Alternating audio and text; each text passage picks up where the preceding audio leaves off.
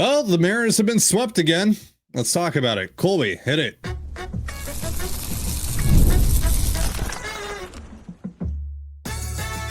You are Locked On Mariners, your daily Seattle Mariners podcast, part of the Locked On Podcast Network, your team every day. Ahoy, sailors. It is Wednesday, June 11th, 2025. This is Tiny Gonzalez and Colby Patnode for the Locked On Mariners podcast, part of the Locked On Podcast Network, your team every day. This episode is brought to you by Monarch Money. Take control of your finances with Monarch Money. Use the promo code Locked On MLB. That's LOCKEDON MLB at monarchmoney.com for 50% off your first year.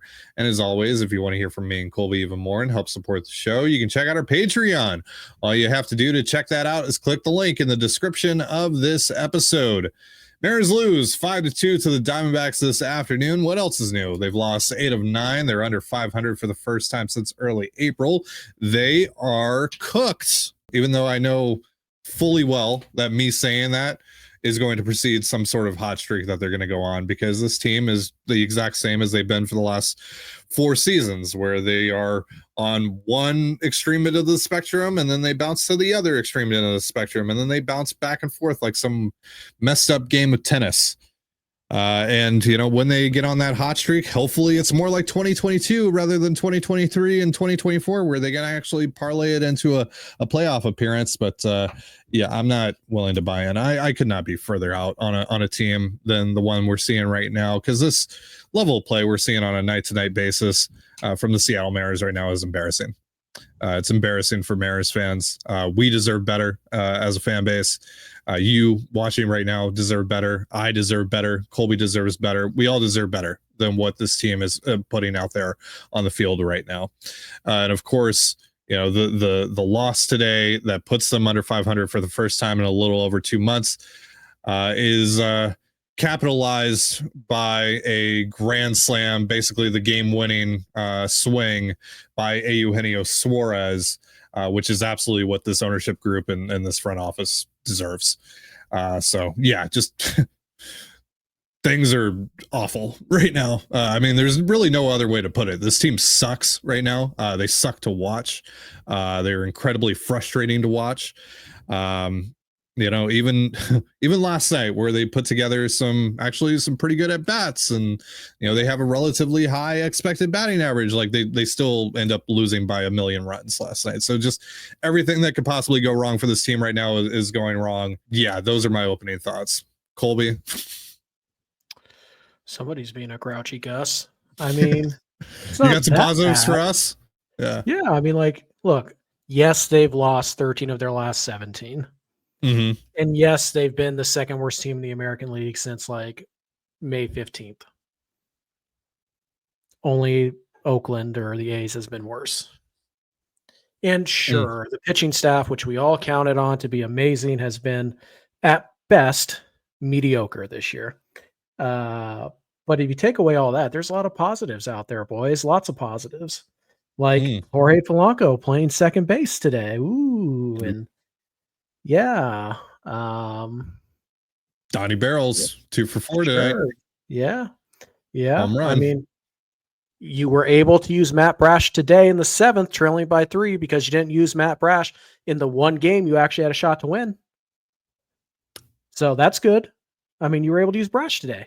See, sometimes you get caught in the short-term thinking, and you don't think about, well, what if we're trailing by 3 in the 7th inning on Wednesday? What are we going to do then? Who are we going to use then? So, you know, sometimes you got to think big picture here, because, you know, Dan clearly knows what he's doing. So he's a smart cookie out there.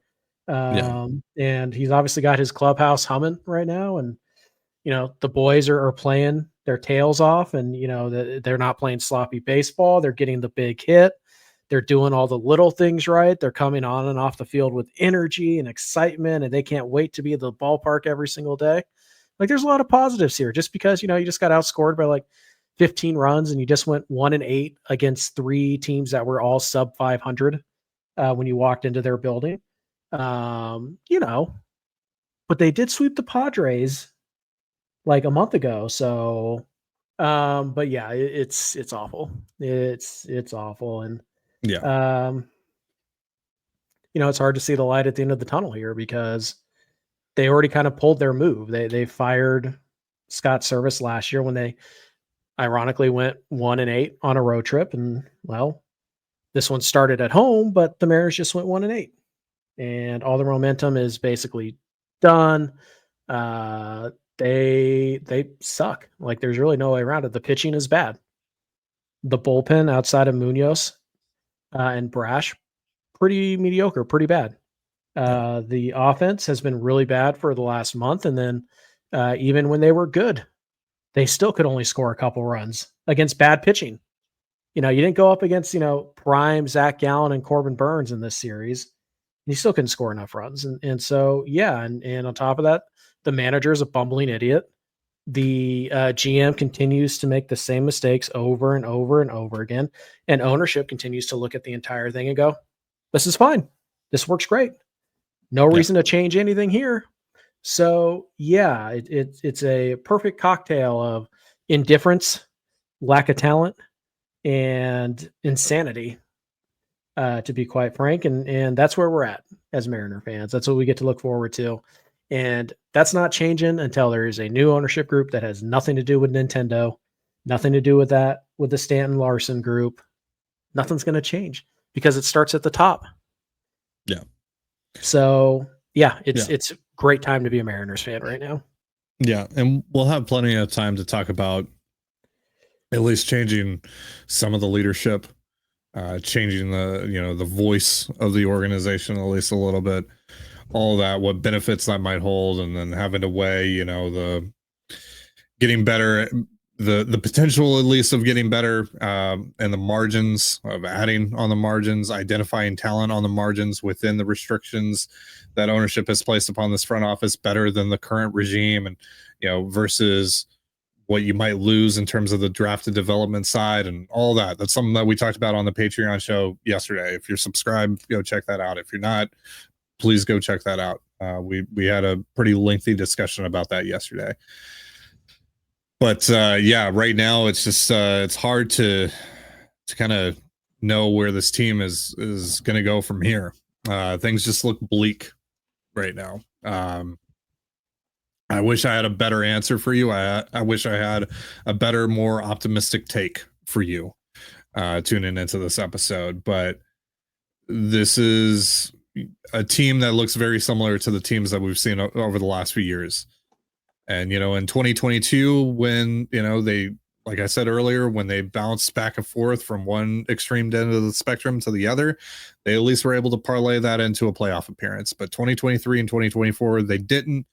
And in general, that's just not a sustainable way of winning. That's not a sustainable thing to bank on happening every single year. That eventually you're just going to get hot, and that's going to catapult you into contention.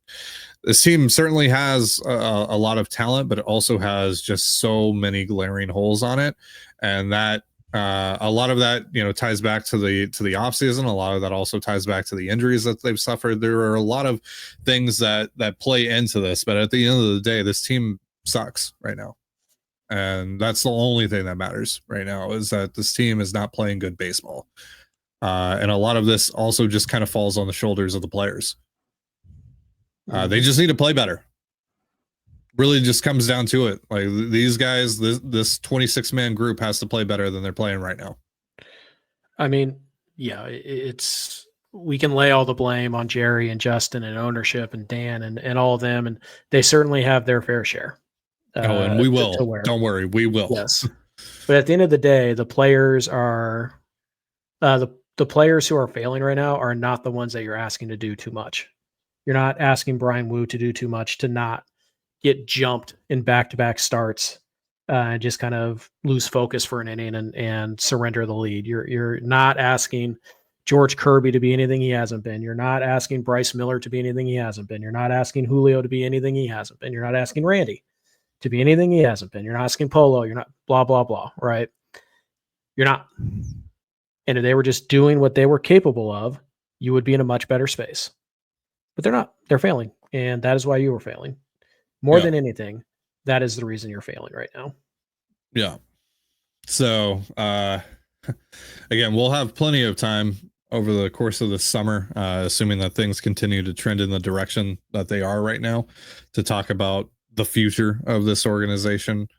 what they should do, what they shouldn't do, all that stuff, weighing all the possible outcomes here.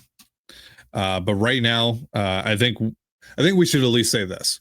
Let's stop talking about the Mariners as like clear buyers at the deadline. They're under 500 now. They're 33 and 34. This team is, in my mind, far more likely to sell at the deadline, or for it to make more sense for them to sell at the deadline than it is for them to just outright buy. You know, we'll still talk about them doing a little bit of buying and selling and all that stuff, but right now I'm more in the camp of trading Andres Munoz, trading JP Crawford, you know, doing that, seeing what you can get for those guys and retooling for the years to come. At the very least, we need to be talking about that as much as we talk about what if they buy, because they're probably just as likely to do either at this stage. I mean, I think that's how we have to take it. And hey, guess what? You guys get your first crack at that on Friday. Yeah. Let's switch gears here. Logan Gilbert looks like he's ready to return to the rotation.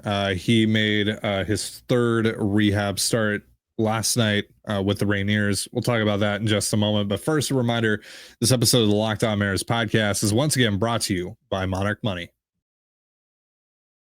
Ever check your bank account and wonder, where did all my money go? Between dining out, online shopping, and entertainment, it's easy to lose track. That's where Monarch Money comes in, your personal CFO giving you full visibility and control over your finances. Monarch Money isn't just a budgeting app. It's a complete financial command center. You can track all your accounts, investments, and spending in one place, so you stop just managing your money and start building wealth.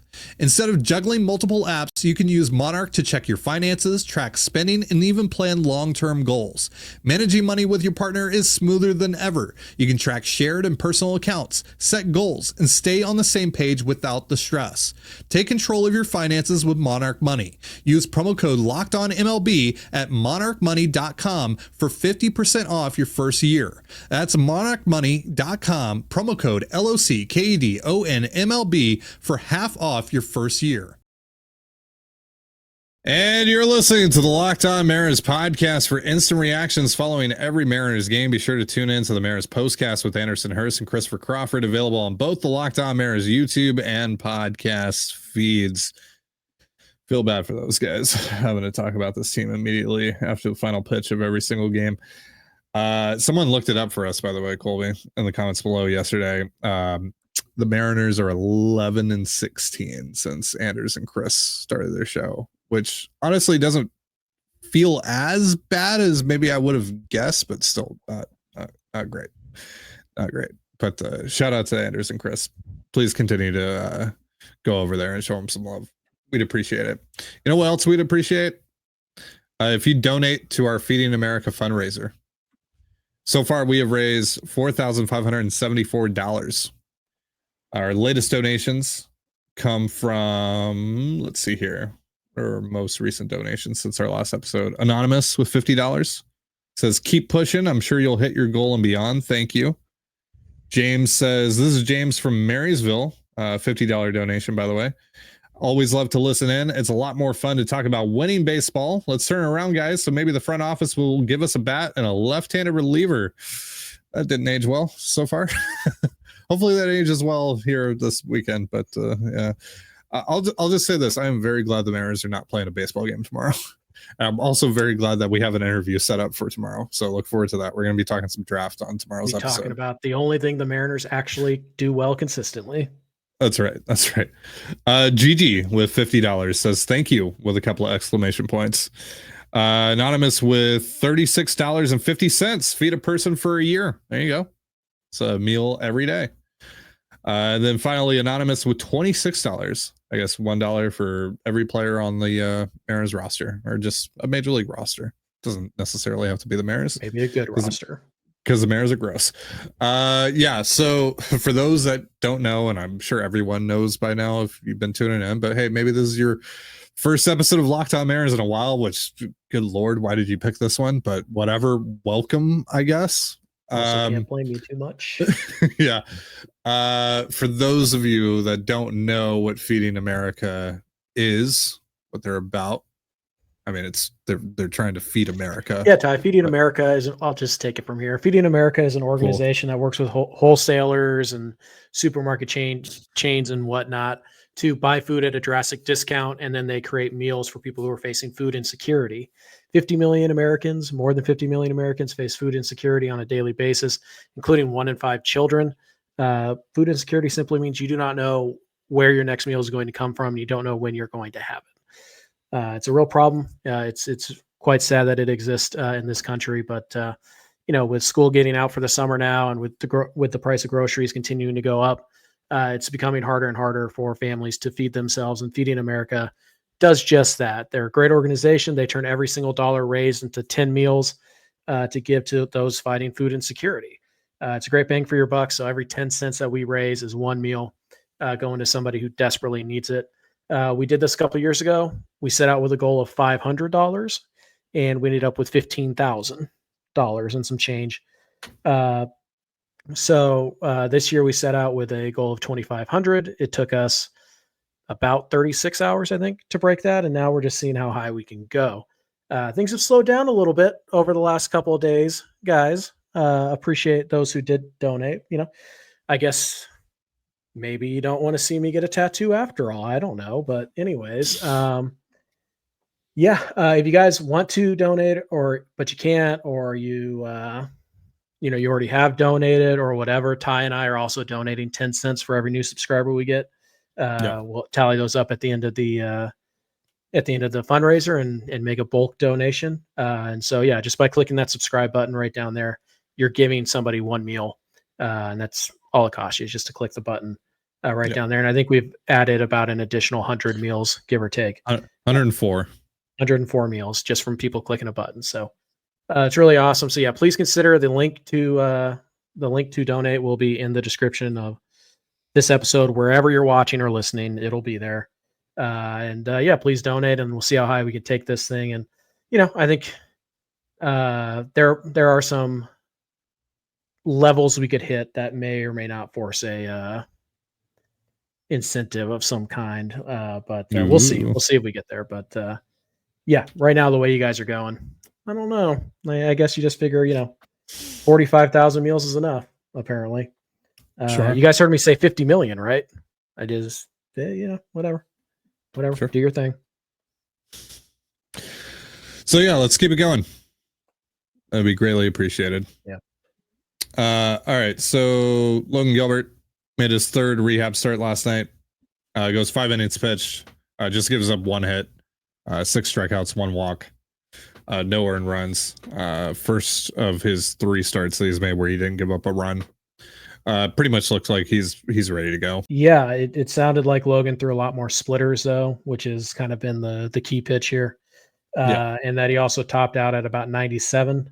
I didn't see any reports regarding how he threw pitch 60 through 70. Like, I'd like to know the velocity on those pitches as well, because we've seen that sometimes guys can come out of the gate hot and then they can't maintain that velocity. Bryce Miller. But it does appear that everything's lined up for Logan to take the ball maybe this weekend, but more than likely on the wraparound of the homestand. But this weekend definitely possible. I think if he stayed on normal rest, he could pitch on Sunday. So we'll see, but he'll make his debut or he'll make his return, I should say, at some point. On this homestand, I would go ahead and bank on that. They were already considering not even giving him a third rehab start, but they did, and that was the right decision to make. And we'll see. I mean, he certainly can't hurt, and this Mariners team will take additional talent anywhere in any way they can get it. So great to see him back, hopefully, and hopefully he can stick around all year and not have to have any setbacks or anything like that. But it does look like all systems go for Logan, and he should be close to normal workload and pitch counts when he returns. And again, this team, they need their staff ace. They need the guy who sets the tone. Brian Wu did a really good job of it while Logan was out, but he's collapsed a little bit here in the last 2 starts. And so it'll be good to get their guy back. And, hopefully it'll be the first time through the rotation that we'll have Logan and George in the rotation at the same time. And Mhm. if you're looking for some kind of hope that maybe the Mariners can turn this thing around, there's some of it right there. Yeah, there it is. That's an Yeah. all-star Yeah. that you're at, a Cy Young candidate. And so we'll see what happens. But yeah, I would be pretty shocked if Logan didn't make his return. I would think it would be on the wraparound series. I don't think they're going to push it for this weekend, but they might. I think Saturday or Sunday he would be at full rest. So maybe they do. I don't think they've announced it yet, but it'll be fun at the very least to see Logan back. And it was the dreaded flexor bundle strain, and the Mariners came down on the right side of this one, which is typically not the case. When you hear those words, it usually is almost always code for he's going to need Tommy John here. Well, yeah, I mean, we talked about it when Gilbert got hurt. Like Dustin May had reported the same thing. Jacob deGrom had reported the same thing, over the last couple of years, and both of those guys had to have Tommy John after it. So the fact that not only did Gilbert avoid that, he's also back as soon as he is, or he's going to be back as soon as he will be. It's amazing. It's a huge swing for the Mariners. It's a huge positive for the Mariners. All right, so let's talk about Brian Wu. What's been going on with him? In just a moment, but first a reminder: this episode of the Locked On Mariners podcast is brought to you by Supply House. Get the supplies you need from the site made for the skilled trades, Supply House. Whether you're in plumbing, HVAC, or electrical work, Supply House is a reliable way to order products online. Their easy-to-use website is packed with helpful resources and the latest product info to help you get the job done right. Plus, with a complete inventory of over 200,000 parts from 400 plus top brands, you'll find exactly what you need delivered fast from coast to coast. Join the Trade Master program today at supplyhouse.com/TM and start ordering plumbing, HVAC, and electrical supplies with just a few clicks. Plus, use promo code SH5 for 5% off your first order. That's supplyhouse.com. And you're listening to the Locked On Mariners podcast. So for the second start in a row, Brian Wu was given a lead by the Mariners offense and proceeded to give that lead right back with a pair of home runs. This time, grand slam by Eugenio Suarez, and then a solo home run by Pavin Smith. Yay. Yeah, I was at the game on Thursday. Yep. Wednesday. Orioles. Yeah, the Orioles game. So I can't really tell you what went wrong with Wu. It's tough to do that sitting in section 105. It did look to me like he just left a couple of fastballs run right back over the middle of the plate, and that was that. Today, Wu made a couple of mistakes, and they just leaked right back over the middle of the plate, and these guys didn't miss it. And so, as good as Brian Wu's stuff is, he's still got to be near the corners, and we could sit here and complain about the missed strike 3 call on Naylor. I'm not telling you that wasn't a big deal, but that's a borderline pitch. He didn't get the call, and your reaction to that can't be to just serve up a pitch right in the middle of the plate. Eugenio Suarez with the game on the line. So while we want to complain about, that call goes this way, maybe the Mariners win this game. Or if Brian Wu makes a better pitch, he's still one pitch away from getting out of that. And so, I think really it's just been Wu's been pretty good overall the last couple of times out, but he has the inning, gets a couple guys on base. He makes the one mistake, and solo home runs don't beat you. 3-run home runs and grand slams sure as heck do, though, especially with this offense. And so he's just it's not necessarily a lack of focus when guys get on base. It's more just a lack of execution when guys get on. You still got to be on the corners. You have to be on the corners. You cannot throw, meatballs down the middle of the plate with guys on base, particularly with the way your offense is going right now, and particularly at that ballpark against those type of hitters. So, it to me, it's just poor execution. You can't try to sneak things by guys. They're hunting when there's runners on base. They're going to hunt because you're in the middle of the zone a lot. Like you're throwing strikes. You're not going to sneak a fastball by a guy that often to open up the at bat. Now with the runners on base, they're going to swing at that pitch because that's their best chance to get a hit is that pitch. And that's just what's happened over the last couple of starts for Brian Wu. And it sucks that it coincides with Castillo not being very good. Obviously, we know about Bryce Miller and his struggles. Logan Evans wasn't very good. Yeah. He had a real hard time retiring the number 9 hitter. And then that obviously led to some bad things happening. And so like Hancock, pretty good. And George, amazing. Yep. Everybody else in this rotation this time through, mediocre to bad. And so, yeah, you won the one game. You won the one game. You got elite starting pitching, and you lost the other 4. And honestly, you didn't pitch well enough to win 3 of them. So it's not that surprising. So it is what it is with Brian. He's still having a great year. It's okay to criticize the guy for a poor performance without, trying to rip apart his entire year as a result. Sometimes guys have bad moments. Sometimes guys have bad games. That happens. And it just so happens that it's happened to Brian Wu twice in a row, much like Munoz pulling back-to-back saves. Like that stuff happens. And if they happen over the course of 162, you tend to forget about them. But because Wu's given up mammoth home runs with a lead in his last 2 starts, that's become a problem now that we have to talk about. When in reality, it's just a bummer that happened in back-to-back starts. And this is where, Logan and George are going to help take some of the load off of Wu, where he doesn't have to be the staff ace.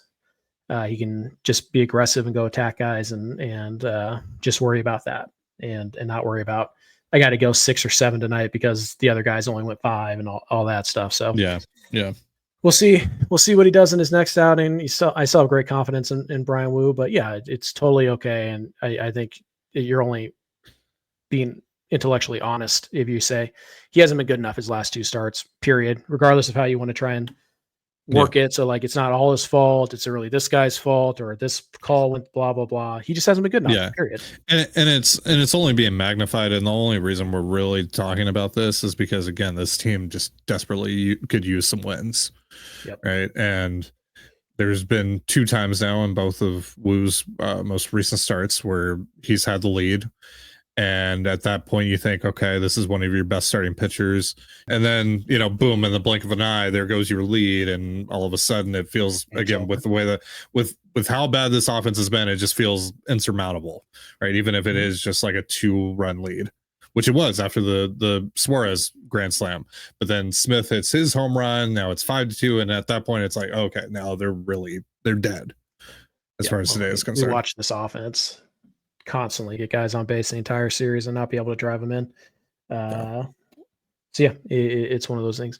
This team could really, really use just a simple little 4-game winning streak. Just get back in the win column, win a couple series in a row, and start to climb back up the mountain. But it feels like the mountain is literally collapsing on top of them. Well, and the most concerning part of it too is, look at the teams they're losing to. Like, look who they just went 1-8 against. This isn't the same as last year when you went 1-8 on that road trip that got Scott Service fired. On that road trip, you faced 2 playoff teams. You faced the World Series champion, right? You lost to the Dodgers, you lost to the Tigers, and then you lost to the Pirates, who are more in line with the teams that you've lost to over the course of the stretch. This is 3 teams that are really struggling right now, and they all smoked you more or less. Yep, that's unacceptable. Yeah, bad teams lose to bad teams often and repeatedly. That's the Mariners. Yes. They can't beat a sub 500 team to save their life. Why? Because they have a talent issue. Yeah. So hopefully with the return of Logan Gilbert, having Wu, having Kirby now in the rotation, having Castillo, who, aside from his last start, has been pretty darn good this year. Having those guys, hopefully that allows you to kind of stabilize things, and maybe you can get back to winning games the way that we kind of expected this team to win games, which is through pitching, through run prevention. Right. I know we're about to wrap this up, but I do just want to say this. The big difference between this year and other years is that this year the pitching is pretty darn close to equally to blame for the Mariners' problems, where last year they were being anchored down by the offense. This year they are just choosing to join the offense right where they are, which is just kind of mediocre, middle of the pack, susceptible to long swings of poor production. Like, the pitching is not the victim of this year's team. No, They are it's not. a co-conspirator in the Sure. demise of this Mariner team right now. Will they be at the end of the year? I don't know. Probably not. There's a lot of talent there. But have they been so far? 100%. They shouldn't be let off the hook. Well, and that's what makes things feel as bleak as they do right now, because you don't really have a fallback. Like, No. Cal Raleigh can't single-handedly win games on his own. There isn't a unit on this roster that you can lean on right now, like you have the last couple of years. Right? This is why 2025 feels a lot more bleak than 2024 and 2023 did. Because at the very least in those years, you go, well, we still have one of the best rotations in baseball, if not the best rotation in baseball.